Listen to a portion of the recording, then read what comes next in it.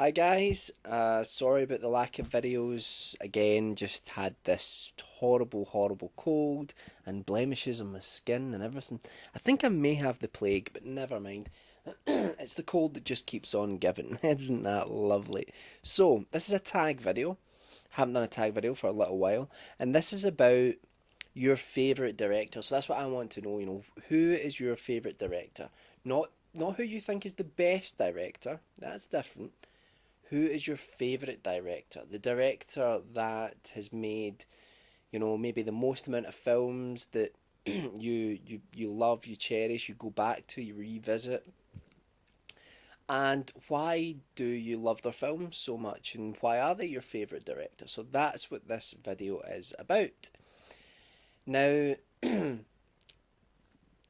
sort of show you how to differentiate between the two, like I would say, in my opinion, the best director of all time would be Alfred Hitchcock. It's a really cliched thing to say, but I think when you take body of work, the number of films that he made, the level of consistent quality throughout them, and the level of innovation that he had within his films, I don't think there's anyone else that really compares to him. You can probably take other directors who've maybe done one or two films that you might say, well, that's better than anything Alfred Hitchcock has made. I wouldn't make that argument, but you might, and that would be fair enough. But we're not talking about the best. We're talking about favourite. All right. So I think the best is probably Alfred Hitchcock over the par over the course. The best, not the best. I'm getting it round the wrong way. My favourite director of all time is John Carpenter. Now that won't come as a surprise to some of you, especially if you're subscribed to the Shifty Bun or you've been on the forums. You know I just talk about John Carpenter all the time. You may actually think I have a man crush on him. I don't. It's just his movies. So why is John Carpenter my favourite director? Well, when I was a kid, there were two directors that I was aware of growing up in the 1980s. It seems so long ago. And those two directors were Steven Spielberg and John Carpenter. Now, as a kid, sort of getting your head around the idea of what a director is, like a storyteller, someone that puts a film together, someone that is at the helm, of a film project. The first time that you really start to get grips with what that is, it can be quite mind blowing, especially for someone like myself who would like to be a director. And from an early age was writing stories, making comics for my friends, doing creative things and wanting to tell stories. So the idea that like one person would be in charge of like a film production, and one person you could kind of credit the whole quality of a film to, although later I realised that it's normally a collaborative effort, you still are like quite amazed by that at a young age. So there was two. So there was Spielberg and John Carpenter. Now Spielberg I was aware of because he was in the vernacular of the public. He was spoken about, talked about all the time. You would see interviews with him on television. People would always be talking about Spielberg, and if somebody said or picked up a camera, they would joke and they would say, "Oh, I'm Steven Spielberg." Well, every time they pick up a camera, they wouldn't make that exact joke because that would get pretty lame fast. But they knew, the term Steven Spielberg had entered the public consciousness. And as a kid, I was aware of this because I was aware of like Duel, which is a fantastic film. It was Steven Spielberg's first film. Luckily, I was introduced to that at an early age. Obviously, Jaws, and E.T. Those were probably the three films outside of obviously the Indiana Jones trilogy that I was like really aware of as Steven Spielberg productions. Um, but and then there were other films where like the Goonies, Gremlins, I think as well. He was involved with Poltergeist. That he didn't direct, but in Back to the Future, he didn't direct those films, but he had like you could tell that he had a massive influence on them, and they had that Steven Spielberg sort of sentimental uh, blockbuster feel to them. So that was Steven Spielberg. I was aware of his stuff, but the director that really intrigued me was John Carpenter. Now, before you had the internet, kids, it was actually quite difficult to read about certain aspects of film production if you were a kid. That is, I'm sure there were books out there, but as a kid, it was kind of it was a strange thing. You might pick up an issue of Fangoria or something like that, or you might read an article in the paper, or the comics that I collected, the Eagle comics used to have little bits about films in them occasionally, but it would be like tidbits, little bits of information. And John Carpenter was just someone I didn't even know what he looked like. But I had already seen like a group of his films from an early age, and to find out that Dark Star, Halloween, The Thing, Escape from New York, They Live, Prince of Darkness, Big Trouble in Little China, Starman, all of these films, to find out that they were actually made by the one man and that he was responsible for these films that sort of took me on a journey as a kid, that blew my mind, absolutely blew my mind. So if I ever make it as a director, I'll be able to say, if there was one person within the movie industry that really inspired me, it would be John Carpenter. Because then later on, I realised that because I write as well, and I'm also a musician, and like I didn't mean to laugh when I said musician there, as if I'm laughing at myself. No, but like so I do those three things, and John Carpenter wrote, directed, and scored his films. So I started to realise that later on as well. That sort of blew my mind as well. Looking back now, I think the reason that I love John Carpenter's films so much is because no matter what, there's always a good idea at the centre of them. There's always a good story. Now, even the films that some people see as failures, like for example Ghosts of Mars, which I enjoy now, is I think it's schlocky, but I do enjoy it. Um, I think it's actually got a bit of a sort of exploitation B movie feel to it, which I do like now. There's a lot of problems with the film, but um, I do enjoy it now. But it's certainly not up there with anything that he did, with the films he did earlier. But you take a film like that, and it's an interesting idea. It kind of feels almost like it takes aspects of Ray Bradbury's The Martian Chronicles and the idea of something still being on Mars, that sort of thing, and then taking this sort on Precinct 13 idea and having prisoners and police team up together to try and escape this outside force.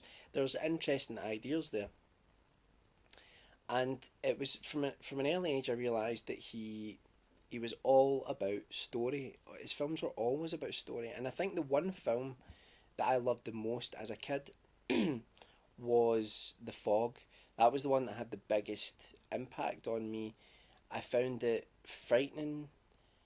I thought it was gory when really when you watch it, there's very little gore in the film, if any at all. I mean, you see at the beginning a couple of knife wounds, but that's it. Um, it was a fantastic ghost story. My dad used to sit down and tell me ghost stories, and it's kind of a bit of a family tradition. And The Fog just felt like that. It felt like the sort of story that people would tell around the campfire, and funnily enough, that's how the film opens. So The Fog was really the film that just piqued my interest. You never really got to see quite clearly what the ghosts looked like, and um, it was also maybe one of my first experiences of an ensemble film. That there were a lot of different characters, and okay, you could probably say Jamie Lee Curtis's character is kind of the main character, but then you've got Adrian Barbeau's character, Tom Atkins' character. So I I don't think that you can really sort of say there's what like one real lead in the film, but that film completely captured my imagination. I think as well. See, I grew up on, well, I live in Glasgow, and I grew up on a hill, which is really high up on the outskirts of the city, and it looks down. Glasgow's in a valley, and um, or a glen, you might want to call it, but it's in the valley, right? And you can see the mountains in the distance from my house. And you still can when I look out, you can see the fog comes in over Glasgow occasionally, and I think that kind of captured my imagination as well, because I was kind of like, you know, drawn into that as well. You know, the idea that what's out there. And I remember a couple of times as a kid, um, being out in a field, and once in particular, and actually you could only see like a couple of feet in front of you, and looking out, I walked down into this field, and you could see people. I didn't know who they were, but I could see them in the fog just a few feet away from me, and I ran because I'd watched the fog, you know, I'd seen it, and just seeing the outlines of these figures like standing in the fog terrified me. But anyway, so maybe that's one of the reasons it captured my imagination. But also, you know, Halloween is just, what can I say about Halloween? It's a fantastic film. Um, the way it's shot, the cinematography, everything about it. You know, the whole mythos about, you know, the Michael Myers character, and much like the Fog, it is an American campfire story. You know, I mean, how many times have you heard the story about the escaped mental patient? You know, I mean, that's, I'm sure Halloween brought that further into the sort of public's consciousness, but I think it's definitely, you know, something that's been around in American sort of campfire lore for quite some time, and that's really what the film is. And it's got a very, very simple idea to it, but what's fantastic about Halloween is that it manages to, some of the creepiest scenes I think in that film are just the way the town of Haddonfield is shot during the day, and you know, there's this sort of inference that Michael Myers is around somewhere, you know, and the whole concept of the bogeyman, and Donald Pleasance's performance as Dr. Loomis is just fantastic, and Jamie Lee Curtis is wonderful in it. Just the music, everything about that film is just fantastic. I went to see a print of it last Halloween, so it'll be nearly a year ago now, and um, it still stands up. You know, I mean, yes, it's aged, you know, but it's still a fantastic film, and the lighting, you know, and because it's really difficult to shoot something in the dark. You know, if you have to light it, and you have to light it in a way that doesn't make people think it's not dark. You know, and the blue lights on everything, casting shadows over everything. The ending, you know, just everything about Halloween's fantastic. One of the films though that John Carpenter did, which really, you know, stuck in my mind, but I didn't realise till later on that it was a John Carpenter film, was Dark Star. Now a lot of, you know, film fans haven't watched Dark Star, and if you go in to watch Dark Star, you have to accept kind of what it is and understand what it is. It was a student film that John Carpenter and Dan O'Bannon, who would go on to write Alien and Total Recall with Ron Shusett, you have to watch Dark Star thinking, right, this is a student project that people got interested in, and they were maybe given a little bit more money or a little bit more time, and they padded it out to be a feature film. But I think it's still got a lot about it which is really enjoyable. Um, Red Dwarf, if you've ever watched the TV series Red Dwarf, which I love, you know, especially the early series, that was the creators of Red Dwarf tried to create Dark Star, the TV series, and that can give you a little bit of an idea about, you know. So the budget's very, very, very, very small. Even if you don't find it funny, I mean, I remember watching it as an adult. I had watched it as a kid. I'd always remembered the ending of it, but watching it as an adult, I remember was sitting watching it with a friend, and I sat for the first 20 minutes like, because it was a terrible print of the film. It was scarred and dust, and you know, it was terrible. But I sat watching this, and about 20 minutes in, I started laughing, and then after that, I just didn't stop laughing for the whole thing. Once you get it, once you get the humour, you really, you really sort of tie into it. And it's a science fiction film. You know, it's a science fiction film about a group of guys that have to go around blowing up objects in space, stars, asteroids, things like that, that may cause problems down the line due to the trajectory and all that. So that's what Dark Star's about. But it's really enjoyable if you just take it with a pinch of salt. You also have the Thing, which is just I think his masterpiece. There's not really much I can add to about the Thing. What the Thing is. It's a remake of the Howard Hawks film from the 1950s, and just love it. Does I mean Carpenter himself said he had like a years extra time to plan for the film. He never had that on any other film, and you can tell it's just from start to finish the film is incredible. But I think that the thing with you know what, I don't have time to go. How long? Oh, 15 minutes already in. So oh, and that's my house phone. That's brilliant, isn't it? Should I answer it? Hello, hello. Insurance. Listen, We're ready to help you refund your payment protection insurance now. these are the sort of Press 5. messages that we get Press 5. all the time at the I'll house. extract this refund for you. Telemarketers, honestly. Anyway, interrupting us talking about John Carpenter. I mean, who do they think they are?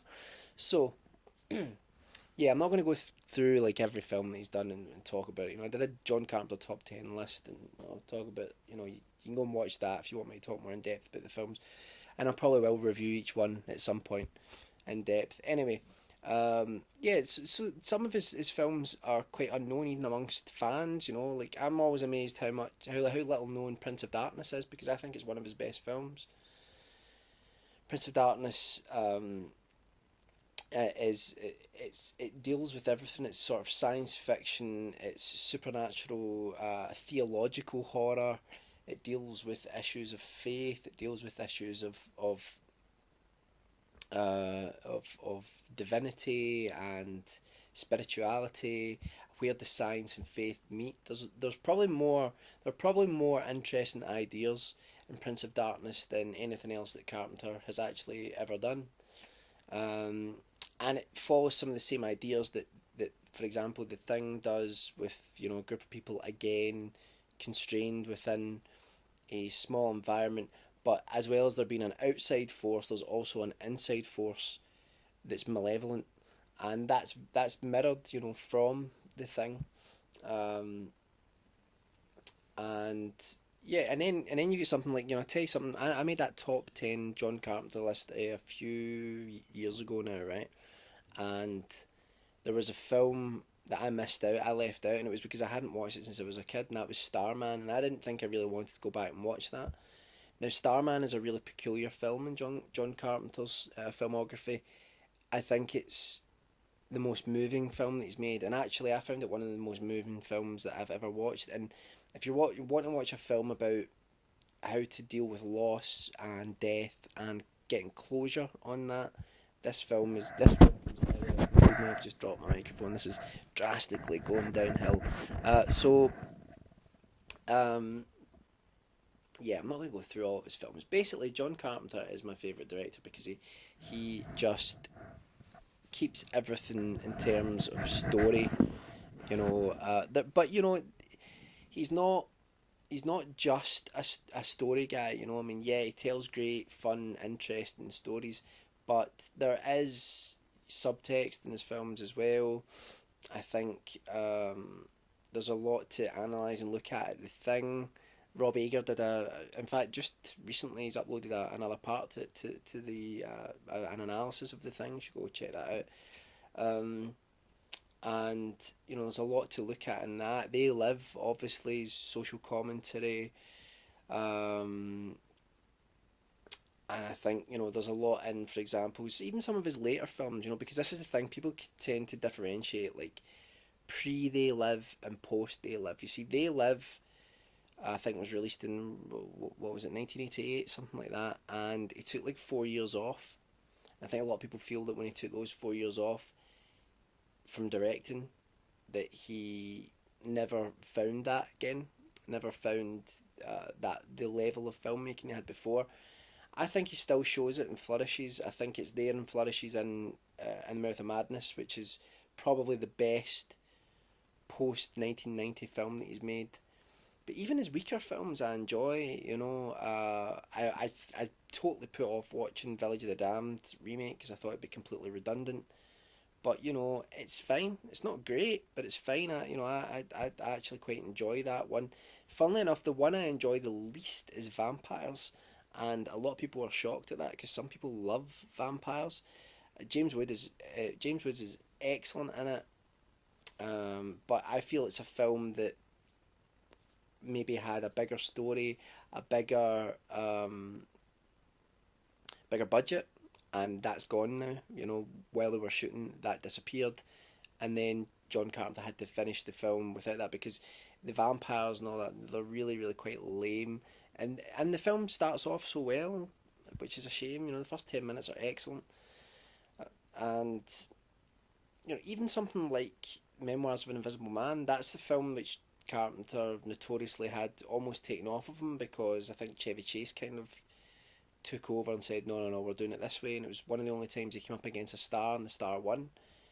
But even in that film, I enjoy it. Sam Neill's performance is great. And there's a little gem of a John Carpenter film which not a lot of people know about called Body Bags, which is an anthology horror film released in I think 1993, something like that. And John Carpenter actually plays the character that tells the three different stories in the film, which is great, and he gives a fantastic performance as this ghoul in this morgue. It's a shame that he didn't actually do more acting. I mean, he is in his other film. I mean, he's in The Fog at the beginning, and again, I make an argument for Escape from LA being a parody and being a sort of parody of like the modern action film at that point, and being not a serious attempt at being a sequel to Escape from New York. But a lot of people argue against that, but that's what I think of the film, and I do enjoy it on that level. So anyway, I've absolutely prattled on 21 minutes, and that's ridiculous. So if you have stayed with me this long, God bless you. So John Carpenter is my favourite director. I think he's balls to the wall, all about story. Story comes first, entertaining the audience comes first, and then he goes into subtext in some of his films. Not all of them. Some of them are very, very straight laced, straightforward. For a lot of filmmakers, he's an inspiration because he's notorious for working on low budgets. It would have been great to have seen what would happen if he'd been given larger budgets because after Big Trouble in Little China, I mean, his career was all but dead.